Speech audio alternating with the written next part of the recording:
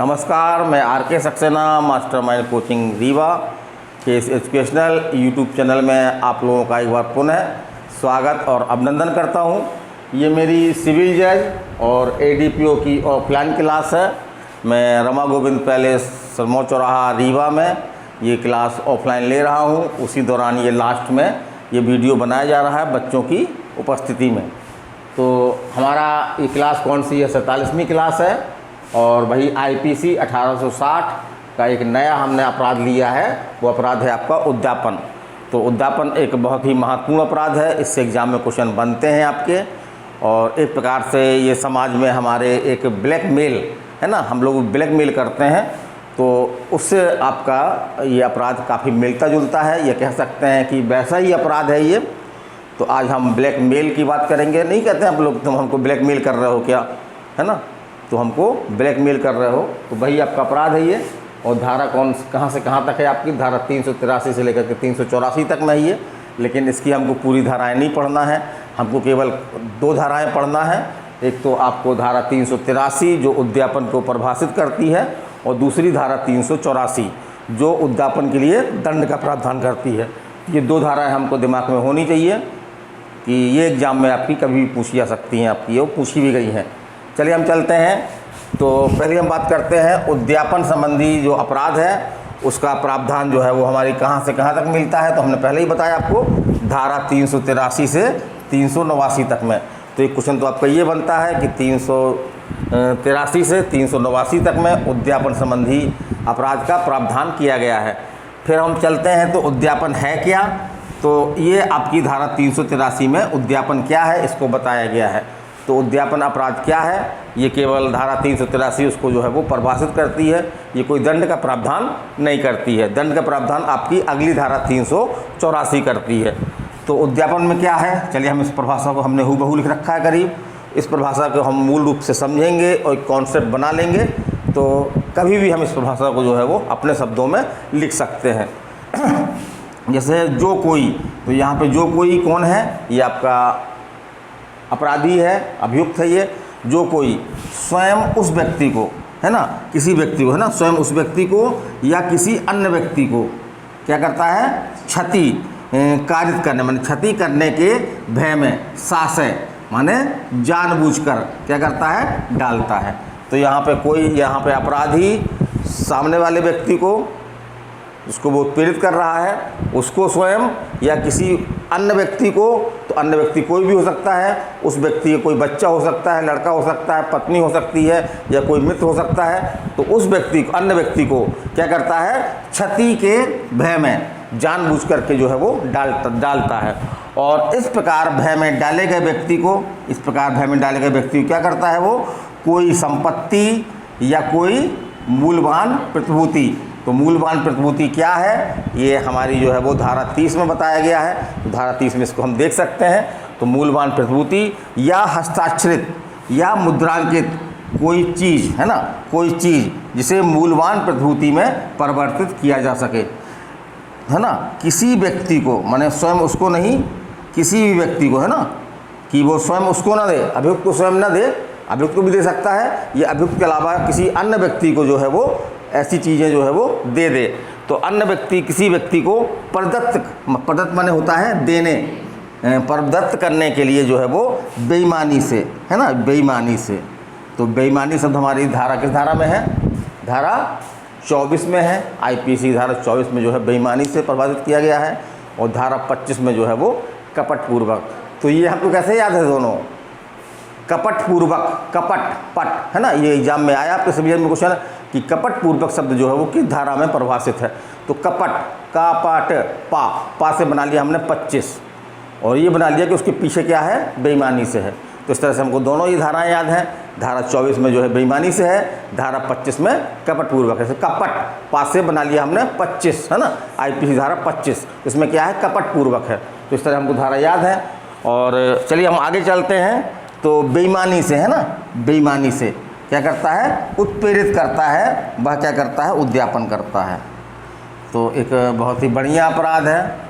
इसमें अगर हम इसको बोलचाल की भाषा में बोलें तो क्या होता है कि हम किसी व्यक्ति को स्वयं या उसके किसी अन्य जुड़े हुए किसी अन्य व्यक्ति को, या कोई जुड़ाव भी ज़रूरी नहीं है इस धारा के लिए, कोई भी अन्य व्यक्ति कोई भी हो सकता है, तो या स्वयं उसको या किसी अन्य व्यक्ति को जो है वो जानबूझ करके जो है वो क्या करते हैं, क्षति के भय में डालते हैं, क्षति के भय में डालते हैं।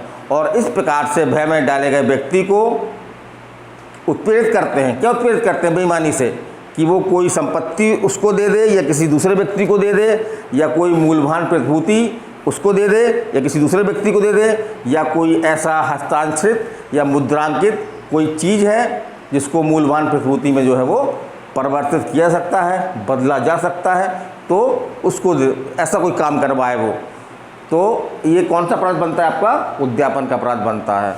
अब थोड़ा सा हम यहाँ पे कुछ इसमें टेक्निकल शब्द आ रहे हैं, जैसे कि यहाँ पे क्षति की बात आ रही है ना। क्षति को हमने आगे समझाया कि क्षति किस प्रकार की हो सकती है। फिर यहाँ पे बेईमानी से, तो बेईमानी से हमने बताया किस धारा में प्रभाषित है? बेईमानी से धारा, बेईमानी से शब्द जो है वो किस धारा में प्रभाषित है? किस धारा में? अभी बताया हमने, धारा 24 में, है ना। तो धारा 24 प्रभाषित है। चलिए हम कुछ उसके दृष्टांत लेते हैं। तो दृष्टांत हमने इसमें 4 दृष्टांत दिए गए हैं जो एग्ज़ाम की दृष्टि से काफ़ी इंपॉर्टेंट है।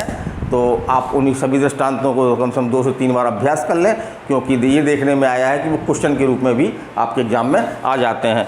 हमने कुछ दृष्टांत ले रखे हैं, जैसे कोई व्यक्ति धमकी देता है कि वह उसे संपत्ति दे, है ना, वह उसे कोई संपत्ति दे, नहीं तो क्या करेगा, वह उसके खिलाफ जो है वो अपमान मानहानिकारक जो है वो लेख प्रकाशित करेगा।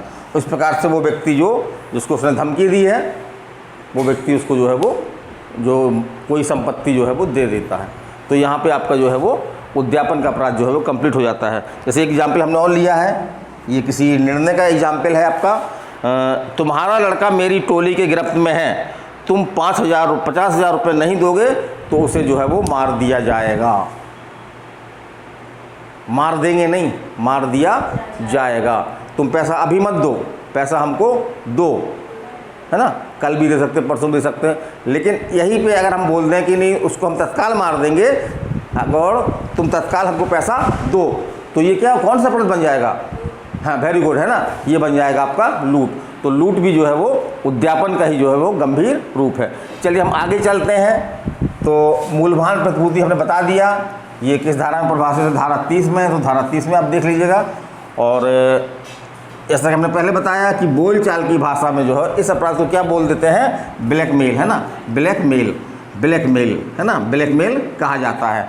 फिर आगे हम चलते हैं, तो इसमें जो क्षति की बात की गई है, तो किस तरह की क्षति, है ना, तो इसके लिए हमको कौन सी धारा देखनी पड़ेगी? हमको धारा IPC की धारा 44 देखनी पड़ेगी। धारा 44 में जो है वो क्षति के 4 प्रकार बताए गए हैं, माने क्षति के अंतर्गत 4 बातें आपकी आती हैं। तो क्षति किस किस को हो सकती है? शरीर को हो सकती है, जैसे हमने कोई घायल करने की, या गंभीर उपद्धि पहुंचाने की, या जान से मारने की। तो ये किस तरह की क्षति है? शारीरिक क्षति है। दूसरा मन की क्षति है ना, कि हम आपका कुछ ऐसा करें कि आपका जो है मन जो है वो अशांतिपूर्वक हो जाए, मन आपका विचलित हो जाए, तो ये कैसी क्षति है? मानसिक क्षति है। और फिर तीसरी क्षति जो है वो क्षति है ख्याति की, है ना। ख्याति मतलब हमारा जो है मान सम्मान है, जो हमारी समाज में इज्जत है, उसको नुकसान पहुँचे। और चौथी क्षति कौन सी है? संपत्ति की, माने हमको कोई संपत्ति संबंधी जो है वो नुकसान हो। तो क्षति कितने प्रकार की हो सकती है? क्षति 4 प्रकार की हो सकती है। क्षति किस धारा पर भाषित है? धारा 44 में। तो इसमें जो क्षति की बात की गई है उसका अर्थ क्या लिया जाएगा? धारा 44 के अंतर्गत क्षति। और क्षति कितने प्रकार की है? 4 प्रकार की। एक बार फिर देख लें, शरीर की क्षति, दूसरी मन की क्षति, तीसरी ख्याति क्षति, और चौथा संपत्ति की क्षति। फिर इसमें एक चीज़ और देखना हमको, कि जिस व्यक्ति को क्षति के भय में डाल करके कोई वस्तु, कोई संपत्ति, कोई मूलधन प्रतिभूति, या कोई हस्तांतरित या मुद्रांकित कोई चीज़ जिसको मूलधन प्रतिभूति में बदला जा सके, उसको देने के लिए जिसको उत्प्रेरित किया गया है, वो व्यक्ति ऐसी चीज़ें अगर दे देता है, तभी हमारा जो है वो ये अपराध कंप्लीट होगा। मान लीजिए किसी को हमने उत्प्रेरित किया देने के लिए और उसने नहीं दिया, जैसे कि एग्जाम्पल ले लें हम, कि तुम्हारा लड़का मेरी टोली की गिरफ्त में है, तुम अगर 50,000 रुपये नहीं दोगे तो उसे जो है वो मार दिया जाएगा, है ना। लेकिन जिसको धमकी दी गई उस व्यक्ति ने पैसा नहीं दिया, तो यहाँ पे उद्यापन का अपराध नहीं होगा। ये क्या होगा? उद्यापन का प्रयत्न होगा। क्या होगा? उद्यापन का प्रयत्न होगा। तो वही लिख रखा है हमने कि उत्प्रेरित व्यक्ति द्वारा संपत्ति आदि, है ना, संपत्ति आदि जो है वो का वास्तविक परिदान आवश्यक है ना, वास्तविक प्रदान जो है वो आवश्यक है। यदि प्रदान नहीं होता है तो यह क्या होगा, ये उद्यापन का प्रयत्न होगा, उद्यापन का प्रयत्न होगा। और उद्यापन का प्रयत्न जो हमने धाराएं देखी हैं, धारा 383 से 384, ये उद्यापन संबंधित है, लेकिन इसमें कहीं पे भी उद्यापन के प्रयत्न को दंडनीय नहीं बनाया गया है। तो ये मामला हमने बताया था पहले, कहाँ जाएगा ये मामला कहाँ जाएगा किस धारा में जाएगा, किस धारा में दंड मिले, हाँ 523 से बोलो एक बार, 511 है ना, 511 में जाएगा।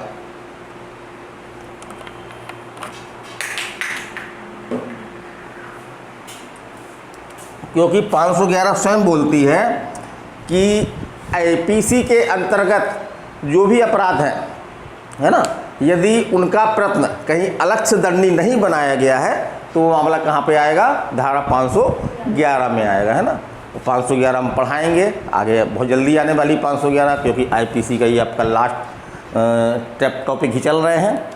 और यहाँ पे एक धारा इम्पोर्टेंट ये भी है कि दंड पूछ सकता है सिंपल रूप से कि कितना दंड है उद्यापन के लिए, तो 3 वर्ष तक का कारावास, और कारावास जो है वो दोनों प्रकार का हो सकता है, सादा भी या कठोर।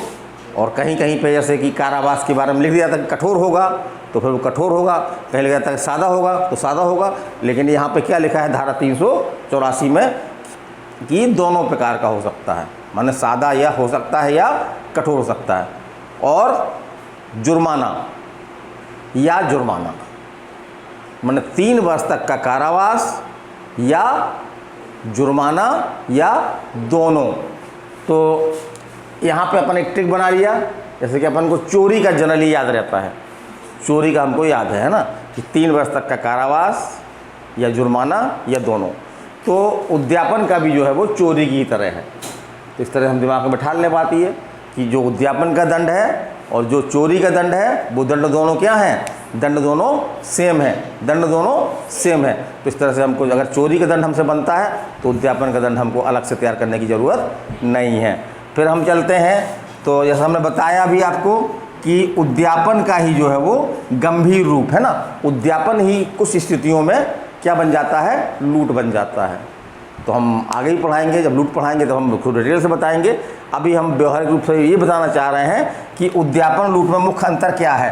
तो जैसा हमने बताया कि जिस व्यक्ति को क्षति के भय में डाला गया है उसको तत्काल भय में डाला जाए, है ना, उसको तत्काल भय में डाल करके, और जो संपत्ति देने की बात जो कही गई है भविष्य के लिए, तो भविष्य वाली बात नहीं होगी यहाँ पे, उसको कहा जाएगा कि तुरंत तुम दो हमको, उसी समय तत्काल जो है वो संपत्ति, उत्प्रेरित संपत्ति जो है हमको तुम दो। तो ऐसी स्थिति में क्या बन जाएगा, उद्यापन क्या बन जाएगा, आपका लूट बन जाएगा। तो उद्यापन लूट में मुख्य रूप से यही अंतर है। ये सिविल जज में आपका क्वेश्चन आया है मेंस में कि उद्यापन और लूट में जो है वो क्या अंतर है।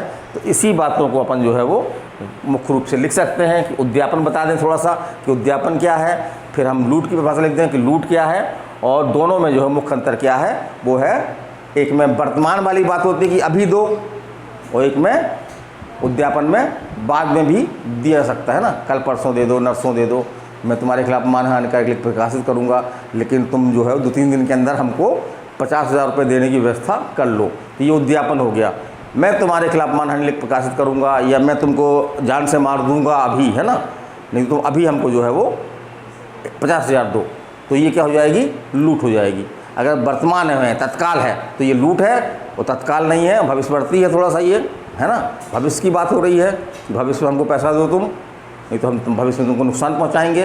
तो ये क्या हो जाएगा, आपका उद्यापन हो जाएगा। तो दोनों मुख्य अंतर यही है। और जैसा हमने बताया पहले कि उद्यापन के गंभीर रूप भी आपके दिए गए हैं, वो धारा 385 से लेकर 389 तक दिए गए हैं। जनरली ये देखने में आया कि यहाँ से क्वेश्चन आपके एग्जाम में नहीं बनते हैं, लेकिन फिर भी हमारा दायित्व बनता है कि एक बार इसको हम जो है रीडिंग अवश्य कर लें। और जैसा हमने पहले बताया आपको कि धारा 383 में जो है वो उद्यापन के जो है वो 4 दृष्टांत दिए गए हैं। उन दृष्टांतों को आप देख लें, निसंदेह रूप से आपको फ़ायदा होगा। और अब हमारा ये टॉपिक ख़त्म हो रहा है, तो हमारा कल जो है क्लास होगी हमारी, तो उसमें हम जो है वो अगला टॉपिक हमारा क्या होगा, लूट होगा। तो लूट को मैं बहुत ही सरल और हिंदी भाषा में आप लोगों को समझाने का प्रयास करूँगा। तो आप लोग अगर इसको देखना चाहते हैं तो आप इस चैनल को जो है वो सब्सक्राइब भी कर सकते हैं। तो चलिए अगले वीडियो हम फिर मिलेंगे। नमस्कार, धन्यवाद।